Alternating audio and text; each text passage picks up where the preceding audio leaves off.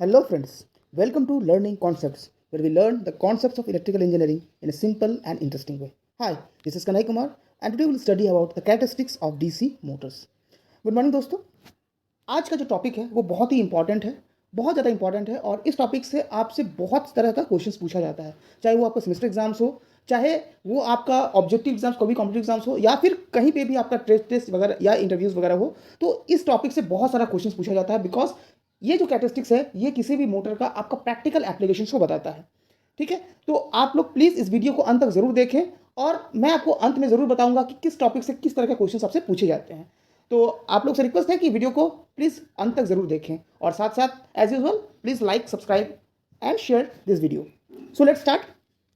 सो आपका टॉपिक है characteristics of DC motors. तो बेसिकली आपका जो डीसी मोटर है वो तीन तरह का होता है, शंट सीरीज एंड कंपाउंड, ये हम लोग जानते हैं। तो कैरेक्टरिस्टिक्स का मतलब क्या है? कैरेक्टरिस्टिक्स मतलब क्या है कि किसी भी मोटर का किसी पर्टिकुलर कंडीशन में परफॉर्मेंस कैसा होगा, अगर हम लोग इनपुट देंगे तो उस इनपुट के हिसाब से आउटपुट कैसा होगा और आउटपुट में किस किस कारण से किस तरह का वेरिएशन होगा, ये होता है कैरेक्टरिस्टिक्स। ये क्या बताता है? ये होता है कैरेक्टरिस्टिक्स, दैट मीन्स उसका व्यवहार। तो अगर किसी भी मशीन्स के व्यवहार के बारे में हमें पता है तो हम उसका इस्तेमाल और अच्छे से कर सकते हैं। ठीक है, जैसे मान लीजिए अगर हमारे पास बहुत सारे लोग हैं और हमें पता है कि एक व्यक्ति उसमें से बहुत ईमानदार है, तो हम उसको कहाँ रखेंगे? जहाँ पर आपका ईमान, जहाँ पर मान लीजिए किसी भी की वैल्यूबल चीज़ की हमें देखभाल करनी है, ठीक है, वहाँ पर हम ईमानदार व्यक्ति को रखेंगे। अगर कोई व्यक्ति बहुत ताकतवर है, बहुत बहादुर है, तो हम उसको कहीं पे ऐसा जगह पे रखेंगे जहाँ पर किसी चीज़ के प्रोटेक्शन की जरूरत है। तो उसी तरह से आपका डीसी मोटर्स में भी अलग अलग जगह पे अलग अलग सिस्टम में अलग अलग मोटर का अलग अलग व्यवहार होता है, कैरेक्टरिस्टिक्स होता है, और ये आपको बताता है किस मोटर को हम लोग किस तरह से इस्तेमाल कर सकते हैं। इसके अलावा बहुत सारी चीज़ बताता है। तो बेसिकली जो आपका डीसी मोटर का जो परफॉर्मेंस होता है वो आपका तीन चीज़ में रिलेशन बताता है। सबसे पहला होता है आर्मेचर करंट जो कि इनपुट होता है, ठीक है। उसके बाद होता है टॉर्क जो कि जनरेट होता है, और उसके बाद होता है स्पीड जो कि इसका आउटपुट होता है, ठीक है। तो जैसे मोटर में हम लोग क्या देते हैं? इनपुट में क्या देते हैं? करंट। आपका जनरेट मोटर जनरेट क्या करता है? टॉर्क। एंड आउटपुट में क्या मिलता है? आपको स्पीड मिलता है। तो यही तीन फैक्टर्स है, यही तीन में जो रिलेशंस है, ये आपको बताता है कि मोटर को हम लोग किस तरह से इस्तेमाल कर सकते हैं। तो यही तीनों के बीच अलग अलग रिलेशंस को हम लोग मोटर का कैरेक्टरिस्टिक्स कहते हैं। तो बेसिकली जो आपका कोई भी मोटर होता है उसमें बेसिकली हम लोग तीन कैरेक्टरिस्टिक्स को शो करते हैं। पहला होता है torque versus armature current characteristics, जो कि टॉर्क और आर्मेचर करंट, मतलब आर्मेचर में जो करंट हम लोग दे रहे हैं, जो फ्लो करा रहे हैं, उसके कॉरस्पॉन्डिंग क्या टॉर्क प्रोड्यूस हो रहा है, ये हम लोग रिलेशन निकालते हैं। कितना टॉर्क प्रोड्यूस हो रहा है, किस किस फैक्टर पे डिपेंड कर रहा है, कैसा टॉर्क प्रोड्यूस हो रहा है, ये हमें पता चलता है। दूसरा होता है speed and armature current characteristics, मतलब आर्मेचर करंट हम दे रहे हैं उसके हिसाब से मोटर का स्पीड मतलब आउटपुट कितना हो रहा है। And third is the speed and torque characteristics. Speed and torque मतलब कितना टॉर्क पे आपको किस तरह का स्पीड मिल रहा है, ठीक है। टॉर्क बढ़ने से स्पीड बढ़ रहा है, टॉर्क बढ़ने से स्पीड घट रहा है, ठीक है। तो ये तीन कैरेक्टरिस्टिक्स बेसिकली हम लोग को पढ़ना है। तो हम लोग अलग अलग मशीन्स का अलग अलग कैरेक्टरिस्टिक्स को हम लोग देखेंगे। तो आज पहला टॉपिक है आपका characteristics of DC shunt motor. तो आज का जो आपका वीडियो है ये आपका फोकस करेगा शंट मोटर के कैरेक्टरिस्टिक्स पे। इस तरह से हम लोग नेक्स्ट वीडियो में सीरीज और कंपाउंड मोटर्स के बारे में भी पढ़ेंगे। तो सबसे पहले हम लोग देखते हैं कि शंट मोटर होता क्या है। तो शंट मोटर का अगर हम लोग को डायग्राम याद होगा तो शंट मोटर में क्या होता है कि जो फील्ड होता है वो आर्मेचर के आपका क्या होता है? पैरेलल होता है। ये होता है शंट मोटर का डायग्राम। नाउ इस केस में अगर आप नोटिस कीजिएगा तो सिंस किसी भी डिवाइस का जो इनपुट वोल्टेज होता है दैट इज फिक्स्ड, वो हम लोग फिक्स सकते हैं, वो चेंज हम लोग नहीं करते हैं। दैट मीन्स जो वोल्टेज हम लोग यहाँ से इनपुट देंगे वो आर्मेचर के अक्रॉस भी सेम होगा और फील्ड के अक्रॉस भी आपका सेम होगा। अब सिंस फील्ड का रेजिस्टेंस आपका सेम है, इसीलिए क्या होगा कि फील्ड में जो करंट फ्लो होगा दैट विल बी कांस्टेंट, वो भी अब क्या हो जाएगा? आपका कांस्टेंट हो जाएगा। और इसीलिए जो शंट फील्ड में जो फ्लक्स प्रोड्यूस होगा, जो फाई होगा, दैट विल बी कांस्टेंट, वो क्या हो जाएगा? आपका कांस्टेंट हो जाएगा, ठीक है। तो किसी भी शंट मोटर में जो आपका फील्ड होता है या जो फ्लक्स होता है दैट इज ऑलवेज कांस्टेंट, उसको हम लोग ऑलवेज कांस्टेंट मानते हैं, ठीक है। ये हमेशा आप याद रखिएगा कि किसी भी शंट मोटर का नॉर्मल केस में भी उसका जो फील्ड होता है वो कांस्टेंट होता है, क्योंकि वहाँ पर वोल्टेज कांस्टेंट है और वहाँ पर आपका resistance of the field is constant. So field current constant है और फील्ड करंट कांस्टेंट सबका फ्लक्स भी कांस्टेंट हो सकता है, कांस्टेंट रहेगा। हाँ, ये जरूरी नहीं है कि ये जो फ्लक्स होगा वो सैचुरेटेड ही होगा, हो सकता है अनसैचुरेटेड भी हो सकता है। अगर मान लीजिए फील्ड करंट कम है, रेजिस्टेंस ज़्यादा है, फील्ड करंट कम है, तो अनसैचुरेटेड भी हो सकता है। लेकिन अनसैचुरेटेड या सैचुरेटेड कोई भी फील्ड हो वो हमेशा कांस्टेंट ही बना रहेगा। तो शंट मोटर केस में हमेशा जो फ्लक्स होता है वो फिक्स होता है, कांस्टेंट होता है। ये एक इंपॉर्टेंट क्वेश्चन है जो बहुत बार आपसे पूछा जाता है कि एक शंट मोटर का फील्ड क्यों कांस्टेंट होता है। नाउ तो पहला कैरेक्टरिस्टिक है speed versus armature current characteristics. तो जो पहला कैरेक्टरिस्टिक है किसके किसके बीच रिलेशन देता है? जो हम लोग इनपुट दे रहे हैं और जो हमें आउटपुट मिल रहा है उसके बीच डायरेक्ट रिलेशन है। इनपुट और आउटपुट के बीच। इनपुट में हम लोग क्या देते हैं, आर्मेचर में हम लोग करंट देते हैं, और उसके कॉरस्पॉन्डिंग हमें आउटपुट में आर्मेचर में आपको स्पीड या रोटेशन मिलता है। तो इनके बीच क्या कैरेक्टरिस्टिक्स है, ठीक है। तो जनरली किसी भी मशीन का वोल्टेज कांस्टेंट होता है, तो इसीलिए आपका शंट मोटर का फील्ड भी कांस्टेंट है, ठीक है। तो अब अगर हम आर्मेचर का इक्वेशन लिखते हैं, आर्मेचर का इक्वेशन लिखते हैं, ठीक है, तो आर्मेचर में आपका बैक ईएमएफ प्रोड्यूस होगा, दैट इज ईबी, ठीक है, जो बैक ईएमएफ के बारे में हम लोग पिछले वीडियो में पढ़े थे। और EB is proportional to your, EB जो प्रोपोर्शनल होता है किसके प्रोपोर्शनल होता है, एन के प्रोपोर्शनल होता है, ठीक है। EB is proportional to N, ये हम लोग जानते हैं कि ईबी एन के प्रोपोर्शनल होता है। नाउ अब अगर हम लोग ईबी का इक्वेशन लिखते हैं, अगर वोल्टेज इक्वेशन लिखते हैं किसी भी शंट मोटर का, तो क्या होता है, V minus I R A is equal to EB, ये होता है। और सिंस ईबी एन के प्रोपोर्शनल है, तो इसीलिए एन क्या हो जाएगा, N will be proportional to V minus I A R A हो जाएगा, ठीक है। N is proportional to V minus I A R A. That means जो भी आपका मोटर का स्पीड होगा वो आपका डिपेंड करेगा आर्मेचर के वोल्टेज पे। देखिए आर्मेचर का वोल्टेज मतलब आर्मेचर में कितना वोल्टेज है, दैट मीन्स जो हम वोल्टेज दे रहे हैं उसके बाद ब्रश में जो ड्रॉप हो रहा है, आर्मेचर रेजिस्टेंस में जो ड्रॉप हो रहा है, उसके बाद जो वोल्टेज बच रहा है, that is the armature voltage. उस वोल्टेज पे डिपेंड करेगा कि स्पीड आपका कितना होगा, ठीक है। तो जनरली क्या होता है कि किसी भी मोटर में जो सप्लाई वोल्टेज होता है वो क्या होता है, आपका कांस्टेंट होता है, ठीक है। और आर्मेचर का रेजिस्टेंस जो होता है वो बहुत ही कम होता है, वो बहुत कम होता है। जनरली हम लोग जानते हैं कि किसी भी मोटर का आर्मेचर रेजिस्टेंस क्या होता है, मिनिमम रखा जाता है ना। सिंस आर्मेचर रेजिस्टेंस कम होता है, इसीलिए आई आर ए जो ड्रॉप होगा वो भी क्या हो जाएगा, आपका बहुत ही कम होगा। इसीलिए अगर हम बात करते हैं V minus I A R A की, तो ये वाला टर्म आपका ऑलमोस्ट, ये जो आई ए आर ए टर्म है ये ऑलमोस्ट बहुत नेग्लिजिबल हो जाता है, बहुत ही कम हो जाता है। और इसीलिए V minus I A R A क्या होता है, इसमें जो वेरिएशन होता है बहुत ही कम होता है, ठीक है। तो since V minus I A R A का जो टर्म है that is armature voltage almost constant है, इसीलिए एक शंट मोटर का जो स्पीड होता है वो ऑलमोस्ट कांस्टेंट होता है। ऑलमोस्ट मतलब उसमें बहुत ज़्यादा वेरिएशन नहीं आता है। अगर हम मान लीजिए लोड बढ़ाते हैं तो आर्मेचर करंट आपका बढ़ेगा, लेकिन आर्मेचर करंट बढ़ने से क्या होगा, रेजिस्टेंस तो बहुत कम है ना, इसीलिए जो ड्रॉप होगा due to armature resistance that will be very very small. इसीलिए एक शंट मोटर का में अगर हम नो लोड से फुल लोड में भी जाते हैं तो उसका स्पीड में बहुत ही कम वेरिएशन होता है, और इसीलिए शंट मोटर को एक कांस्टेंट स्पीड मोटर भी कहा जाता है, एक कांस्टेंट स्पीड मोटर भी आपका कहा जाता है। तो इसका अगर कैरेक्टरिस्टिक्स हम लोग ड्रॉ करेंगे तो ये देखिए, ये आपका ऑलमोस्ट क्या होता है, कांस्टेंट आता है, ये ऑलमोस्ट आपका क्या होता है, कांस्टेंट आता है। आर्मेचर करंट बढ़ने से भी स्पीड कांस्टेंट होता है।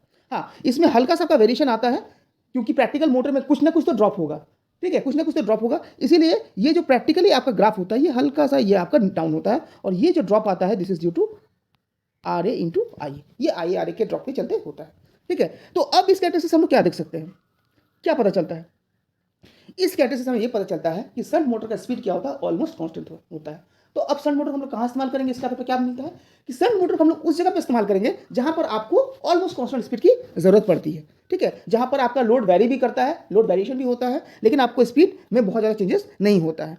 जैसे मान लीजिए आपका लाइन का साफ्ट हो गया, कहीं पे भी आपका जो असेंबली लाइन होता है, जहाँ पर कोई भी चीज़ असेंबल होता है, वहाँ पर क्या होता है, जब आपका लोड उसमें, जैसे मान लीजिए कोई भी आपका ऑटोमोबाइल कंपनी है, वहाँ पर एक इंजन असेंबल हो रहा है, तो इंजन के पार्ट क्या होता है, किसी भी असेंबली लाइन के ऊपर रखा जाता है जो बेल्ट से ड्रिवन होता है।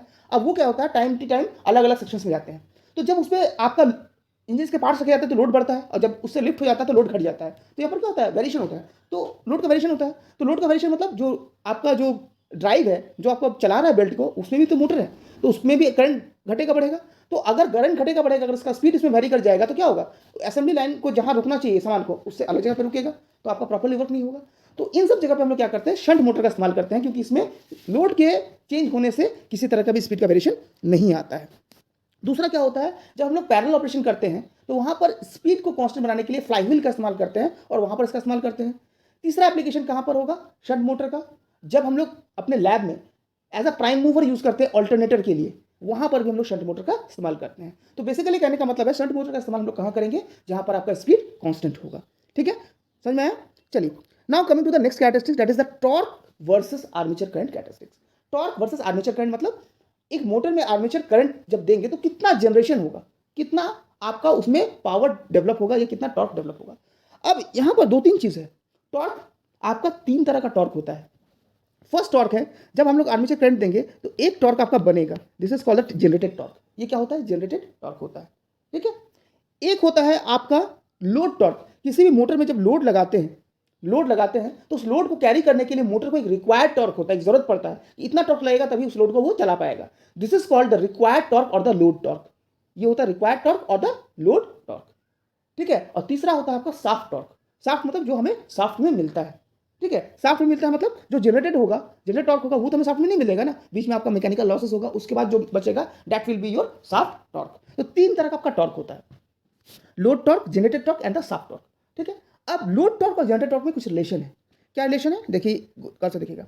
अगर लोड टॉर्क जनरेटेड टॉर्क से बड़ा है, लोड टॉर्क अगर जनरेटेड टॉर्क से बड़ा है, तो इस केस में मोटर कभी भी आपका लोड को कैरी नहीं कर पाएगा, मतलब चला नहीं पाएगा। मतलब जितना उसको टॉर्क जरूरत है उतना बना ही नहीं पा रहा, तो चला पाएगा क्या? कभी नहीं चला पाएगा। आपको जितना भोजन की जरूरत है उतना आपको भोजन नहीं मिलेगा, तो क्या आपका शरीर चलेगा? नहीं चलेगा, ठीक है। तो हमेशा एक मोटर लोड को कब कैरी कर पाएगा? जब जनरेटेड टॉर्क आपका लोड टॉर्क से ज्यादा होगा। जब जनरेटेड टॉर्क लोड टॉर्क से ज्यादा होगा, इन दैट केस ओनली आपका जो मोटर होता है वो लोड को कैरी कर पाता है। और क्रिटिकल कंडीशन कब होता है? तब जनरेटेड टॉर्क बराबर लोड टॉर्क होता है, ठीक है। अगर प्रैक्टिकली बात करें तो जो साफ्ट टॉर्क होगा that should be greater than the load torque. जो साफ्ट में जो टॉर्क मिलता है, आउटपुट में जो टॉर्क मिल रहा है, वो लोड टॉर्क से ज्यादा होना चाहिए, ठीक है। क्योंकि आपका जनरेटर टॉर्क तो काम नहीं कर रहा, आपको जो साफ्ट में टॉर्क मिल रहा है वही ना काम कर रहा है। इसीलिए साफ्ट टॉर्क हमेशा लोड टॉर्क से ज्यादा होना चाहिए, तभी लोड कैरी करेगा। तो यहां पर जो हम कैरेक्टरिस्टिक्स बात कर रहे हैं, ये होता है आपका जनरेटर टॉर्क का। ये होता है आपका generated torque, that is TG और टीए, इसको हम लोग टीजी या टीए कहते हैं, ठीक है। ये लोड टॉर्क नहीं है, ठीक है। तो अगर हम लोग टॉर्क इक्वेशन देखते हैं किसी भी शंट मोटर का, तो टॉर्क आपका 2 चीज पे डिपेंड करता है, एक होता है फ्लक्स पे, एक आर्मेचर करंट पे, ठीक है। नाउ इस वीडियो के स्टार्टिंग में हमने देखा था कि किसी भी शंट मोटर का जो फ्लक्स होता है दैट इज कांस्टेंट। ये क्या होता है आपका? कांस्टेंट होता है। दैट मीन्स जो टॉर्क है that is directly proportional to armature current. Torque क्या होता है? आर्मेचर करंट के डायरेक्टली प्रोपोर्शनल होता है। तो इस तरह का ग्राफ का नेचर कैसा होता है आपका? लीनियर होता है। इसका ग्राफ कैसा होता है? लीनियर होता है। तो इससे क्या पता चलता है कि मोटर में जितना ज़्यादा हम करंट बढ़ाएंगे उतना ही क्या होगा, उसमें टॉर्क आपका बढ़ेगा, लीनियरली आपका टॉर्क बढ़ेगा, ठीक है। तो अगर मोटर में करंट बढ़ता है तो उसका टॉर्क भी बढ़ता है, और साथ साथ क्या होता है, उसका स्पीड भी आपका इंक्रीज करता है। इसीलिए देखिएगा जब मोटर का आपका वोल्टेज बढ़ जाता है तो क्या होता है, सिंस आर्मेचर रेजिस्टेंस कांस्टेंट है, वोल्टेज बढ़ने से आर्मेचर करंट बढ़ जाता है, आर्मेचर के बढ़ने से क्या होता है, टॉर्क बढ़ता है, टॉर्क बढ़ने से आपका स्पीड भी बढ़ जाता है। इसका एक और पहलू भी है, अगर हम लोग उसको रिक्वायर्ड टॉर्क के हिसाब से देखते हैं। रिक्वायर्ड टॉर्क मतलब जब मोटर में लोड देंगे उस समय भी आर्मेचर करंट ज़्यादा फ्लो करेगा, और आर्मेचर करंट ज़्यादा फ्लो करेगा मतलब उसमें रिक्वायर्ड टॉर्क भी आपका क्या होगा, बढ़ जाएगा, तो टॉर्क भी आपका बढ़ जाएगा। तो मान लेते हैं कि अगर एक शंट मोटर है उसमें लोड जरूरत से ज़्यादा है, तो क्या होगा, आर्मेचर करंट ज़्यादा फ्लो करेगा, और आर्मेचर करंट ज़्यादा फ्लो करेगा तो मोटर आपका डैमेज हो जाएगा। तो अगर हम बात करते हैं स्टार्टिंग में, एट द स्टार्टिंग, एकदम बिगिनिंग में क्या है, आपका मोटर में कोई स्पीड नहीं है, कोई भी टॉर्क नहीं है, ठीक है। उस समय में अगर हम लोग मोटर में बहुत ज़्यादा लोड लगा देंगे तो क्या होगा, मोटर में जो रिक्वायर्ड टॉर्क है बहुत ज़्यादा बढ़ जाएगा। अब इस टॉर्क को कैरी करने के लिए क्या करेगा, आपका आर्मेचर करंट को वो बढ़ा देगा। मोटर क्या करेगा, आर्मेचर करंट को बढ़ा देगा, और आर्मेचर करंट बढ़ाने से क्या होगा, एक हेवी करंट आपका आर्मेचर के थ्रू फ्लो करेगा, जो कि मोटर के लिए बहुत ही डेंजरस होता है। इसीलिए हमेशा बताया जाता है कि शंट मोटर को कभी भी हेवी लोड के अगेंस्ट स्टार्ट नहीं करना चाहिए, क्योंकि इसका जो स्टार्टिंग टॉर्क होता है वो बहुत ही कम होता है। और अगर स्टार्टिंग में ही हेवी लोड लगा देंगे तो इस हेवी लोड के चलते जो रिक्वायर्ड टॉर्क होगा इसको कॉम्पेंसेट करने के लिए आर्मेचर क्या करेगा, बहुत ज़्यादा करंट ड्रॉ करेगा, जो कि आर्मेचर को डैमेज कर सकता है। इसीलिए शंट मोटर को कभी भी हम लोग हाई हेवी लोड के अगेंस्ट स्टार्ट नहीं करते हैं। ये दूसरा इंपॉर्टेंट टॉपिक है, पॉइंट है, समझ में आया। तो अगर हम इसका ग्राफ ड्रॉ करते हैं तो कुछ इस तरह से आता है, लीनियर ग्राफ ये है। देखिए साफ्ट टॉर्क थोड़ा सा यहाँ पर होता है, क्योंकि साफ्ट टॉर्क क्या होता है, आपका लॉस, आर्मेचर लॉस के बाद, आर्मेचर टॉर्क में जो लॉस होता है उसके बाद बनता है, इसलिए साफ्ट टॉर्क आपका थोड़ा सा बाद में आपका स्टार्ट होता है, ठीक है। तो this is the generated torque and this is the shaft torque, clear है। चलिए now next is the speed versus armature, speed versus torque characteristics. ये होता है combination of the above to characteristics, दोनों कैरेक्टरिस्टिक्स का कॉम्बिनेशन है कि आपका जो टॉर्क है और स्पीड में क्या रिलेशन है। तो स्पीड और टॉर्क में क्या रिलेशन है कि अगर मोटर में हम लोग लोड देते हैं, ठीक है, मोटर में अगर हम लोग लोड देते हैं तो क्या होता है, उसका टॉर्क बढ़ता है, ठीक है। मोटर में देते हैं तो क्या होगा, आपका उसका टॉर्क बढ़ेगा, ठीक है। दैट मीन्स टॉर्क इंक्रीज करेगा, टॉर्क इंक्रीज करेगा मतलब आर्मेचर करंट बढ़ेगा, क्लियर है। और हम लोग जानते हैं कि जो n होता है that is proportional to v minus I A R A, ये हम लोग पहले क्वेश्चन देखे। अब अगर आर्मेचर करंट बढ़ेगा तो ये आई ए आर ए टर्म क्या होगा, ये भी इंक्रीज करेगा। दैट मीन्स ओवरऑल जो ये वाला टर्म है दैट इज आर्मेचर वोल्टेज, ये आपका क्या हो जाएगा, रिड्यूस कर जाएगा। That means speed will also get reduced, ये स्पीड भी आपका क्या हो जाएगा, रिड्यूस हो जाएगा। लेकिन यहाँ पर भी वही कंडीशन है कि सिंस आर्मेचर रेजिस्टेंस बहुत ही कम है, इसीलिए आई आर ए का जो ड्रॉप होगा वो बहुत ही कम होगा, and that's why the speed variation will be very very small. तो यहाँ से ये भी साबित होता है कि मोटर में अगर लोड बढ़ता भी है और साथ साथ टॉर्क भी बढ़ता है तो मोटर का स्पीड में बहुत ज़्यादा वेरिएशन नहीं आता है। तो स्पीड वर्सेस टॉर्क कैरेक्टरिस्टिक्स भी आपका सेम होगा as speed versus armature current characteristics. ठीक है। तो इसका ग्राफ आपका कुछ इस तरह से आपका ये आपका प्लॉट होता है, समझ में आया, ठीक है। So these are the 3 characteristics of DC shunt motors. तो अब यहां से क्या क्या इंपॉर्टेंट क्वेश्चन आता है। पहला क्या बताता है कि शंट मोटर किस तरह का मोटर है, जो हमें पहले कैरेक्टरिस्टिक्स बताता है speed versus armature current characteristics है, कि अगर एक शंट मोटर का अगर हम लोग लोड बढ़ाते भी हैं तो क्या होता है, उसका स्पीड कांस्टेंट होता है, उसका स्पीड में ज़्यादा वेरिएशन नहीं आता है। तो ये बताता है कि मोटर को हम लोग किस जगह पर इस्तेमाल कर सकते हैं जहां पर कांस्टेंट स्पीड का एप्लीकेशन होता है, ठीक है। दूसरा इंपॉर्टेंट टॉपिक क्या था कि यहाँ सेकंड कैटेगरी में क्या पता चलता है कि मोटर को कैसे स्टार्ट करना है। तो शंट मोटर को कभी भी हम लोग लोड में स्टार्ट नहीं करते क्योंकि स्टार्टिंग टॉर्क का पुअर होता है। तो यहाँ से क्वेश्चन पूछा जाता है कि शंट मोटर को स्टार्ट कैसे करते हैं, या शंट मोटर का स्टार्टिंग टॉर्क कितना होता है, ठीक है। ये सब क्वेश्चन आपसे बहुत बार पूछा जाता है, तो ये हमें कैरेक्टरिस्टिक्स से ही पता चलता है। और तीसरा होता है स्पीड वर्सेस टॉर्क कैरेक्टरिस्टिक्स, जो बताता है लोड कैरेक्टरिस्टिक्स। इसको हम लोग लोड कैरेक्टरिस्टिक्स करते हैं कि लोड बढ़ने से आपका स्पीड में क्या वेरिएशन आता है, ठीक है। तो आई होप आपको ये टॉपिक अच्छे समझ में आया होगा। इसके बाद नेक्स्ट वीडियो में हम लोग सीरीज मोटर का कैरेक्टरिस्टिक्स और उसके बाद हम लोग कंपाउंड मोटर का भी कैरेक्टरिस्टिक्स देखेंगे, ठीक है। तो आप लोग इसको ध्यान से देखिए, बहुत इंपॉर्टेंट टॉपिक है। और प्लीज़ आप लोग वीडियोस को अगर आपको पसंद आ रहा हो तो इसको लाइक, शेयर और सब्सक्राइब जरूर करें। और साथ साथ कमेंट बॉक्स में ये भी बताएं कि इसमें और क्या इंप्रूवमेंट की आपको ज़रूरत है। किसी तरह का भी कोई भी डाउट हो या कोई ऐसा चीज़ जो इन वीडियोस में आपको चाहिए, लगता है कि और भी होना चाहिए, तो आप उस टॉपिक को ज़रूर बताइए। मैं उसको आगे नेक्स्ट वीडियो में ज़रूर उसको शामिल करूँगा। Okay, thank you.